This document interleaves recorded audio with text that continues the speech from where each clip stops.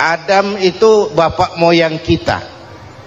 Dosanya satu, makan buah khuldi, dikeluarkan dari surga.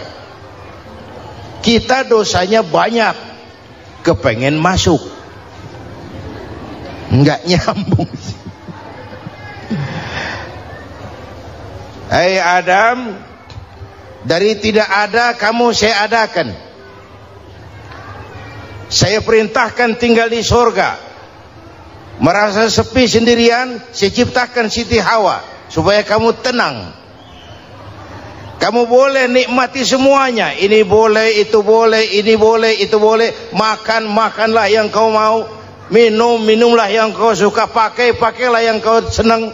Satu yang saya minta, jangan dekati pohon khuldi. Itu kau tidak sanggup, keluar. Diusir dari surga. Sujud Nabi Adam, kata riwayat 40 tahun sujud, membaca Rabbana zalamna anfusana wa illam taghfir lana wa tarhamna lanakunanna minal. Itu namanya istighfarnya Nabi Adam. Istighfar itu kan mengucapkan astagfirullah, basmalah, membaca bismillah. Jangan kayak teman saya disuruh banyak-banyak baca istighfar, benar-benar dia baca istighfar, istighfar, istighfar. Bukan itu maksudnya. Nah, maka salah satu amalan yang sangat dianjurkan di bulan Muharram ini memperbanyak istighfar. Tidak ada orangnya yang tidak. Ayo jujur, ini yang kumpul di sini semua, ada nggak yang nggak punya dosa? Yang merasa nggak punya dosa, ayo ke depan. Ada?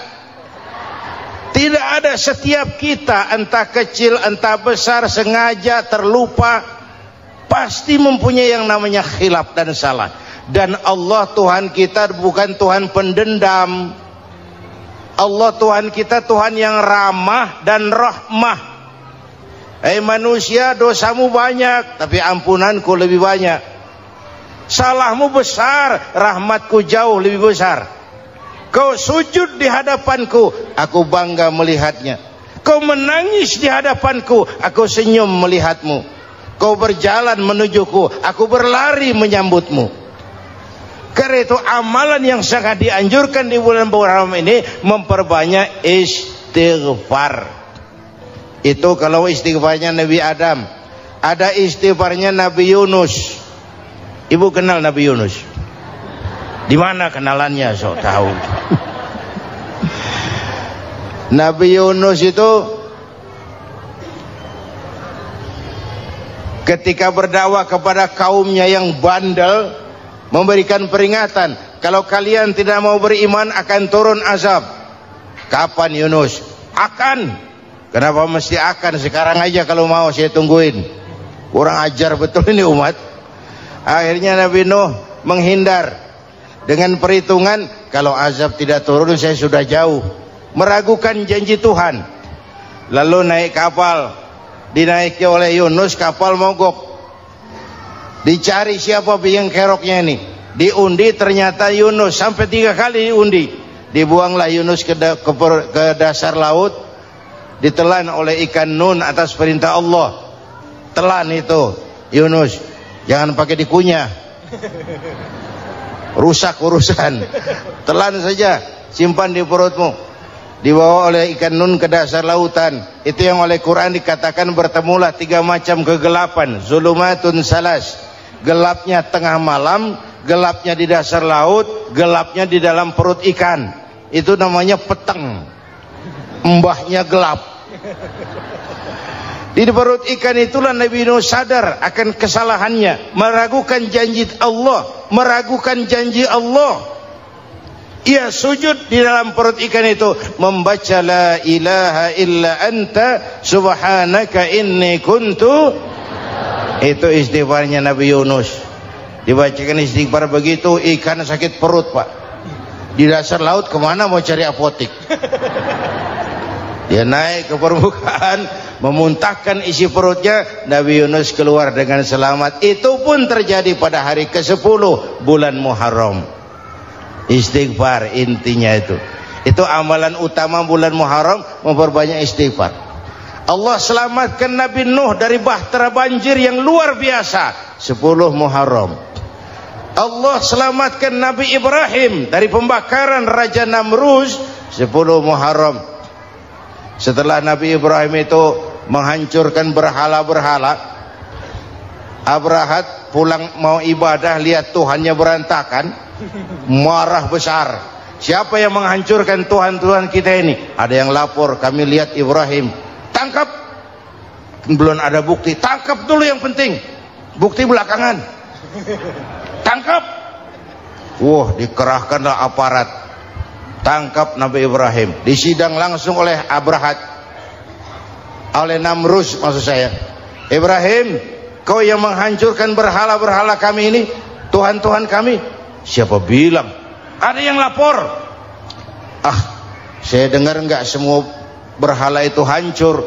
Ada yang paling besar, angkat tangan, saya lihat ada kampak di tangannya. Barangkali yang besar itu iseng tuh, yang kecil-kecil dikampakin. Tanya aja sama dia, kamu gila? Kenapa? Masa kami disuruh nanya berhala? Nggak bisa jawab. Nggak bisa jawab. Lah kenapa disembah? Lebih gila mana sih? Tahu nggak bisa jawab kenapa disembah? Kurang ajar kamu Ibrahim. Bakar, dibakar. Ketika Ibrahim dilempar ke kobaran api yang menggunung, Allah perintah api, ya naru kuni bardan wa salaman ala Ibrahim. Hai api, dinginlah sampean. Api Madura waktu itu, Pak. Hai api, dinginlah sampean, selamatkan Ibrahim. Api tunduk kepada perintah Allah. Ibrahim masuk ke kobaran api, selembar rambut pun tidak terbakar. Kenapa? Apinya tunduk kepada perintah Allah. Kenapa? Karena Ibrahim orang yang takut kepada Allah. Api tunduk kepada perintah Allah. Kalau kita baca ayat itu, masuk ke api, mateng.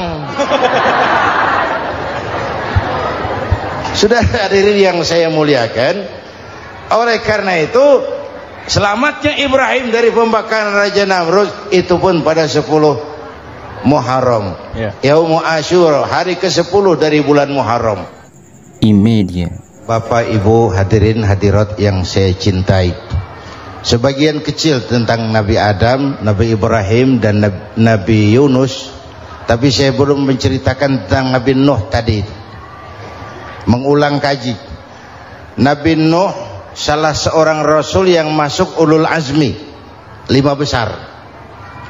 Karena memang perjuangannya menggambarkan satu usaha yang ulet dan luar biasa. Beliau diberi umur 950 tahun, lalu berdakwah selama 900 tahun, sore, pagi, siang, malam, dapat pengikut tidak lebih 80 orang, rata-rata 10 tahun satu. Kalau saya minta berhenti aja jadi nabi, Pak. Ustadz mana masih mau buka pesantren 10 tahun buka pesantren, yang nyantri cuma 1. Pedagang mana yang masih mau dagang 10 tahun dagang, yang beli 1. Pimpinan partai mana yang masih mau kampanye 10 tahun buka partai, yang nyoblos 1. Bangkrut. Umatnya bandel, kurang ajar, durjana, bajingan, tengik. Umatnya Nabi Nuh ini kalau diceramahi, telinganya ditutup dengan tangannya. Nabi Nuh akhirnya rekes, Tuhan, siang malam saya berdakwah kepada umat ini, tiap kali saya sampaikan dakwahmu, mereka tutup telinganya dengan tangannya, alergi dengar ceramah. Apa itu ceramah? Non profit. Saudara-saudara, jadi mau kamu gimana, Nuh? Sudah Tuhan, habiskan saja orang kafir. Nanti kalau punya anak, anaknya pun kafir lagi. Lebih baik bapak moyangnya sikat habis. Biasanya kalau bapak kalong, anak kampret. Bapak nyolong, anak nyopet. Fotokopi gimana aslinya? Habiskan saja. Itu mau kamu Nuh? Iya. Oke. Nanti aku turunkan banjir Nuh. Buat kapal. Dengan apa saya harus buat kapal Nuh? Ya dengan kayu, kata Tuhan. Kayunya dari mana Tuhan? Ya dari pohon Nuh.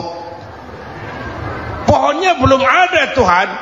Ya tanam dulu Nuh. Bikin kapal, kayunya, nanam pohon. Apa artinya? Perjuangan perlu kesabaran. Sukses itu ada prosesnya. Nggak bisa simsalabim abracadabra lalu kita mau sukses. Semua ada prosesnya. Walaupun kenyataannya begitu. Sukses banyak bapaknya, gagal itu yatim. Kalau kita sukses banyak yang ngakuin. Yang baru ketemu pakai manggil encing. Ketemu baru, tapi sukses banyak bapaknya. Gagal yatim, gak ada yang mau ngakuin kalau kita gagal itu. Udah bikin kapal dengan kayu di tengah kampung, bikin kapal ini. Bayangkan di tengah kampung bikin kapal. Orang kafir makin menjadi-jadi. Lihat Nuh, kenapa? Makin sarap. Bikin kapal di tengah kampung, mau belayar kemana? Tuh lihat, kalau orang nggak tahu tujuan, mountain setengah jalan. Proses yang dinilai bukan finalnya. Ya kayak gitu kesimpulannya. Saya enaknya sendiri. Bikin kapal. Kapal mendekati selesai. Ini orang kafir rame-rame datang ke kapal Nuh. Mau apa? Buang najis. Sakit perut, berangkat ke kapal Nabi Nuh. Nongkrong, dapat 2-3 tumpuk, pulang. Penuh lantai kapal dengan najis manusia. Inilah perjuangan. Bukan jalan raya lurus bertabur bunga di kanan kirinya. Banyak ondak dan duri, fitnah, caci maki, antipat, segala macam. Nuh. Ada orang tua dasar kafir, kurang ajar, sudah stroke berangkat juga ke kapal Nuh.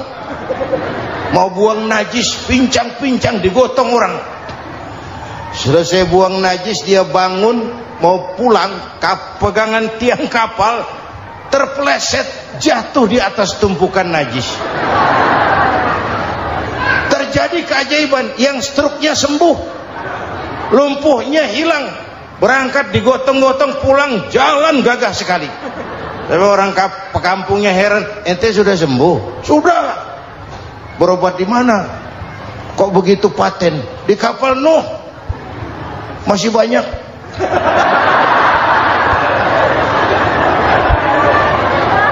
Yang berasa perlu obat bawa rantang. Ambil bersih lagi geladak kapal itu. Sudah selesai Nuh? Selesai.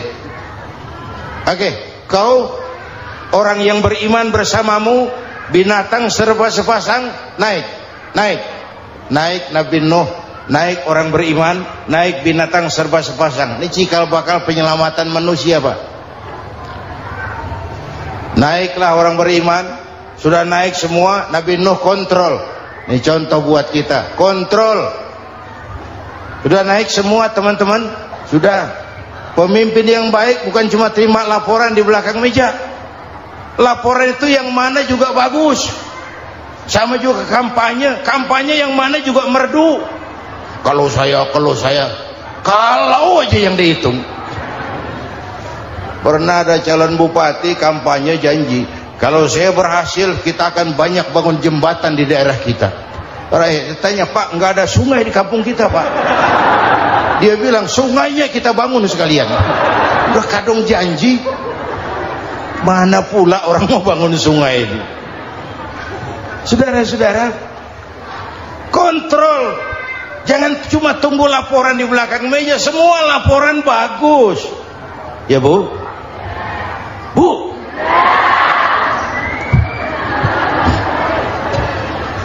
Nabi Nuh kontrol. Sudah naik semua? Sudah Nuh. Fulan bin Fulan naik Nuh. Paimin bintu Kijo. Naik, kami lihat naik. Ada orang Jawa juga Kiai? Ada. Sudah kontrol, Kanan anak saya ikut nggak naik kapal? Kami tidak lihat itu Kanan. Ini potret. Bapaknya aktif ke masjid, ibunya rajin ke majelis taklim, anaknya keleleran kemana-mana. Bukan di sini, di Perancis. Udah di sini insya Allah sama.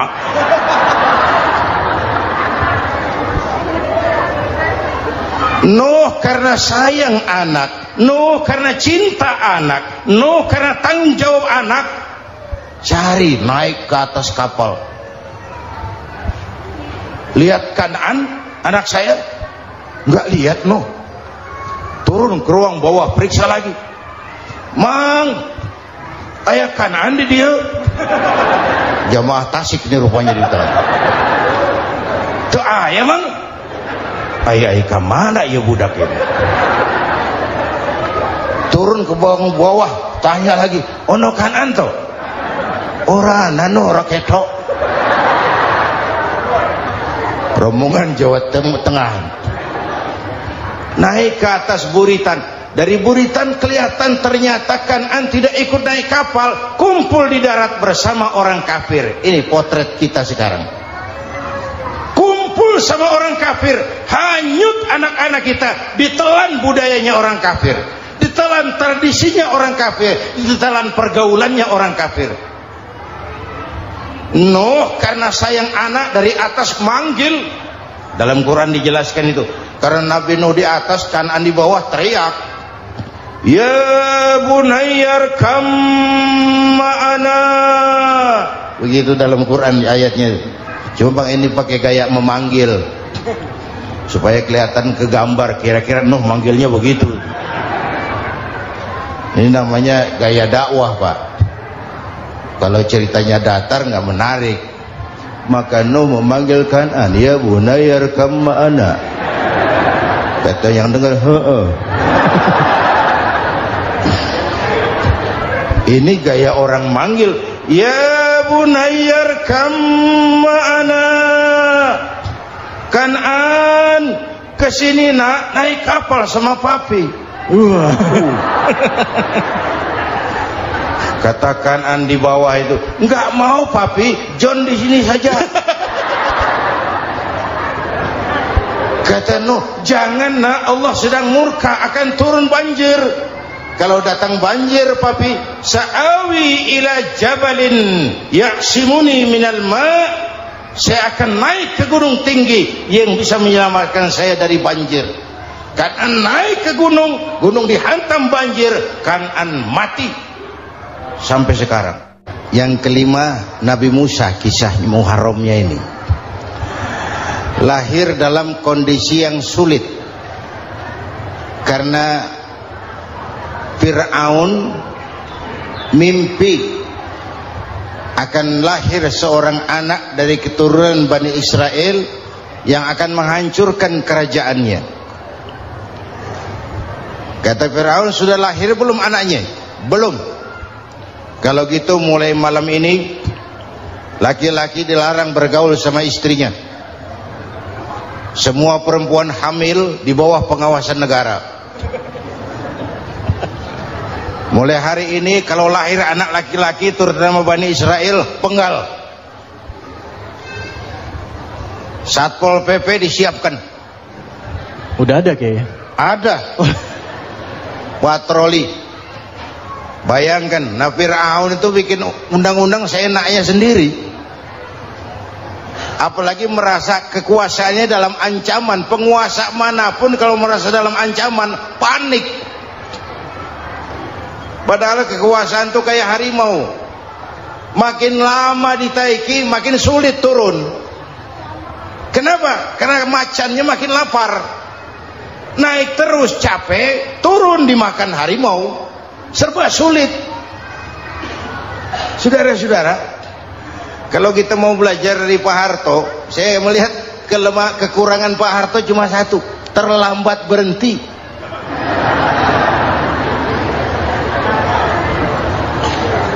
sambat gunting.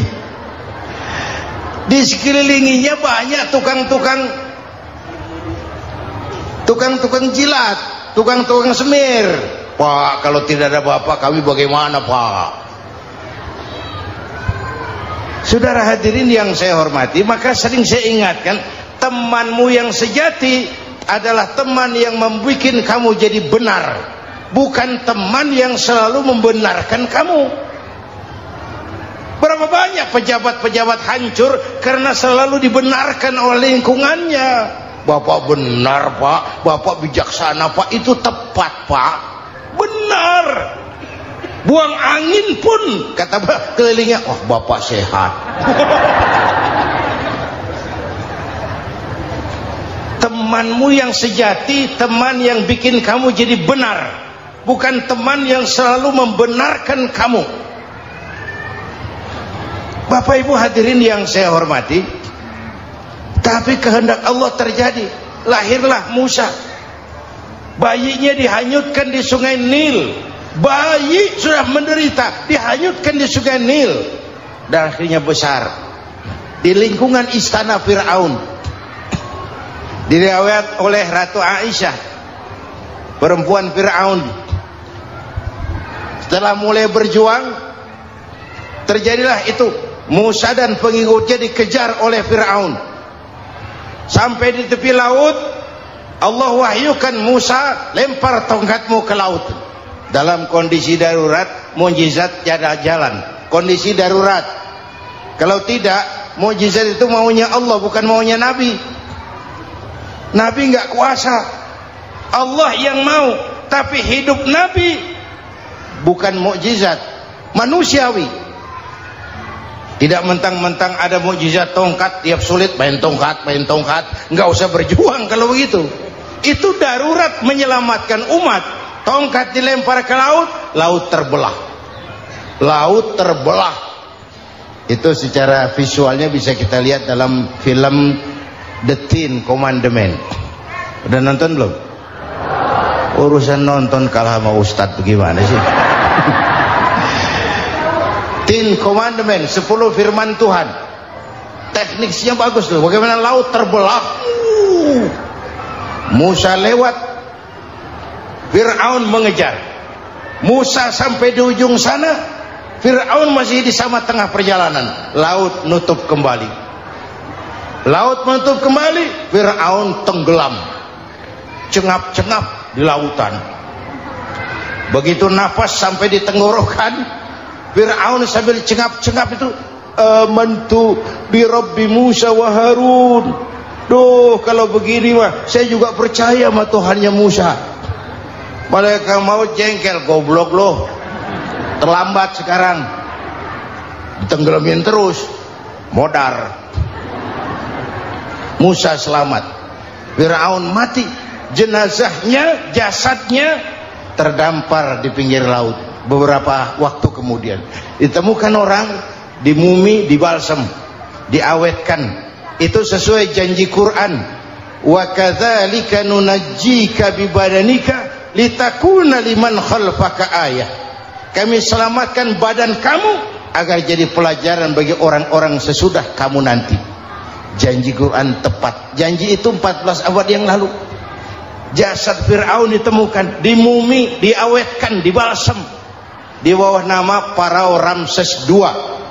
Sekarang tersimpan di Museum Negara di Mesir. Kapan-kapan nanti ibu main ke Mesir, mampir. Naik ojek paling berapa itu? Oh, orangnya tinggi, hidungnya mancung, pokoknya pantaslah jadi Fir'aun. Selamatnya Musa di kejaran Fir'aun di ujung sana itu terjadi pada hari ke-10 bulan Muharram, yang oleh orang Nasrani diperingati dengan hari raya Paskah. Mereka melaksanakan puasa, mensyukuri nikmat keselamatan dari kejaran Fir'aun. Makanya kalau kita ikut puasa di bulan Muharram, bukan mengikuti syariatnya Nasrani, salah. Karena Nabi mengajarkan, itu sumbernya. Bukan ikutan sama ibadahnya Israel. Tapi memang agama ini kan merupakan mata rantai. Datang Rasul baru melengkapi Rasul sebelumnya, datang Rasul baru melengkapi Rasul sebelumnya. Mata rantai yang berkaitan. Setelah Muhammad selesai, selesailah tugas Nabi dan Rasul. Selesailah misi Nabi dan Rasul. Tidak ada Nabi lagi sesudah Nabi Muhammad. Itu harga mati, titik. Gak ada kompromi. Siapapun sekarang ini nggak datang ngaku jadi Nabi, wajib tidak percaya. Wajib tidak percaya. Tapi kaitannya memang kita bilang Nasrani, orang bahasa Arab, bahasa Ibraninya Nazaret, Nasiroh, Nazaret. Itu beda dialek. Kita Daud, dia David.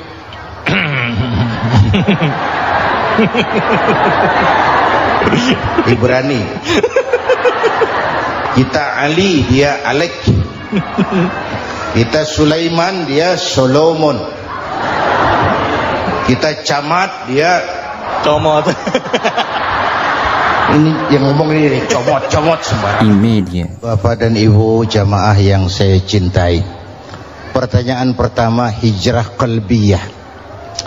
Ada hijrah badaniyah, hijrah fisik yang dilakukan Nabi dan sahabat dari Mekah ke Madinah. Itu hijrah badaniyah. Ada hijrah qalbiyah, hijrah hati. Dan ini yang kita perlukan sekarang. Karena refleksinya akan membias kepada alur kehidupan. Kalau hati kita mau berhijrah, fisik akan ngikuti. Hijrah dari tempat, dari malas ibadah menjadi rajin ibadah. Hijrah dari maksiat kepada yang ma'ruf, dari berpecah belah menjadi bersatu. Hijrah seperti itu yang sangat kita perlukan. Apalagi masyarakat ini paternalistik. Kita harus hijrah mental sekarang ini. Maka yang disampaikan tadi benar. Seorang ketua MK siap mengundurkan diri kalau terbukti anak buahnya terlibat suap. Itu walaupun siap, tapi sudah angin segar buat rakyat. Bahwa masih ada banyak insya Allah pejabat kita yang punya harga diri. Walaupun ada juga pejabat kita yang muka tembok, kulit badak, kuping kebo. Muka tembok, kulit badak, kuping kebo. Biasanya kalau kereta api tabrakan di negara-negara maju, Menteri Perhubungannya mundur. Di kita petugas palang pintu dipecat. Jauh sekali menteri sama petugas palang pintu. Yang benar-benar diadili yang krocok-krocok, kopral-kopral gitu. Padahal hadisnya jelas, ar-rashi wal murtashi finnar. Yang nyuap dan yang nerima suap dua-duanya neraka. Kasus potret belakangan ini, yang nerima suap, yang diuber, yang nyuap aman, yang nyuap aman, yang korupsi pajak dikecil-kecilin, yang ngemplang pajak aman. Padahal ngemplang pajaknya triliunan. Padahal dia sudah dikasih fasilitas oleh negara mengelola sumber daya alam negara yang artinya milik rakyat. Dia harus bayar pajak, uang pajaknya dikumpulkan bagi sebesar-besar kemakmuran rakyat. Itu tindakan merugikan rakyat. Karena itu betul, saya setuju, hijrah qalbi yang perlu kita lakukan sekarang. Hijrah hati. Kita ini bangsa Indonesia, seperti timnas. Timnas sekarang anak-anak muda sudah berani pakai baju PSSI. Iya. Kenapa? Menang. Coba kalau kalah terus, nanti menang. Tapi bangsa Indonesia itu memang seperti timnas. Namanya kesebelasan. 11 orang. Walaupun ada pemain bintang, ya ada presiden, gubernur, menteri, itu bintang-bintang. Tapi bintang baru ada artinya kalau dibantu 10 pemain yang lain. Cristiano Ronaldo, siapa itu? Penyerang tengah Real Madrid. Wah. Bintang. Lionel Messi. Siapa lagi? Barcelona. Bercelana.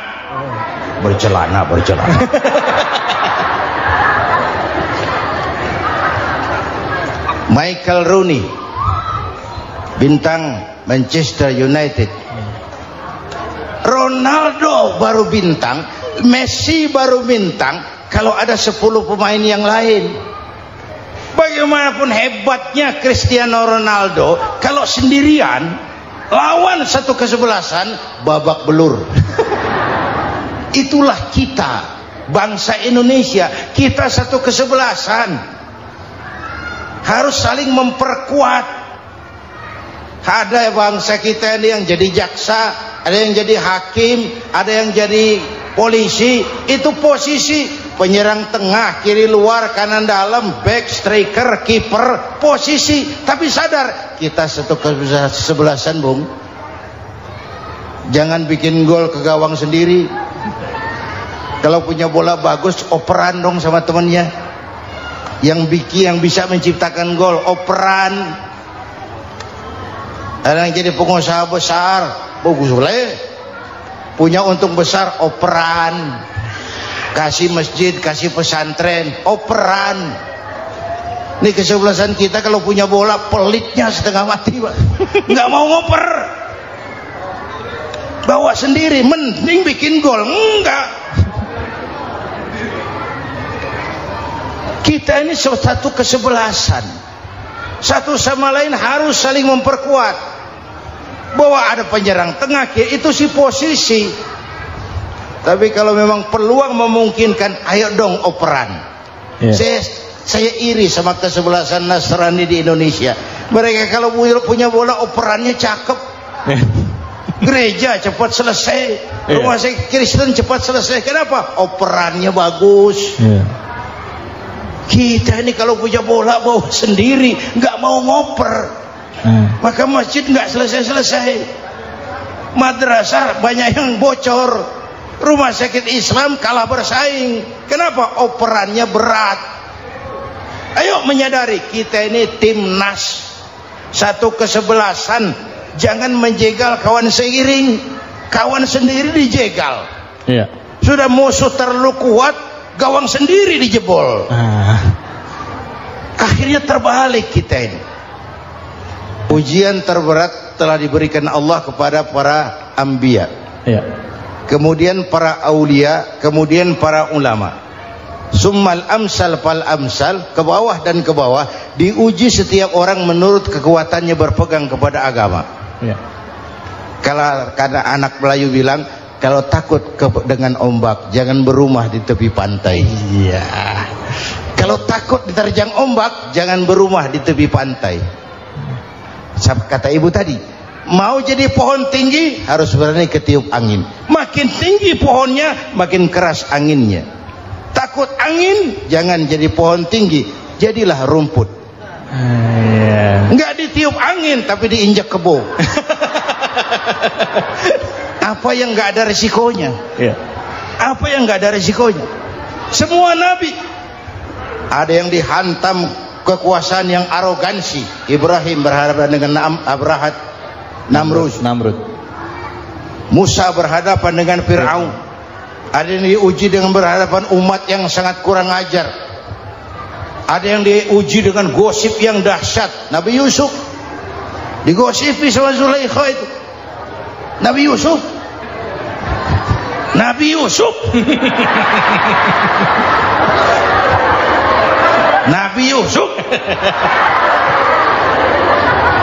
Yang namanya gosip itu kan menyebarkan keburukan orang. Kalau benar saja hukumnya ghibah. Kalau salah hukumnya fitnah. Fitnah lebih bahaya dari pembunuhan. Benarnya ghibah, salahnya fitnah.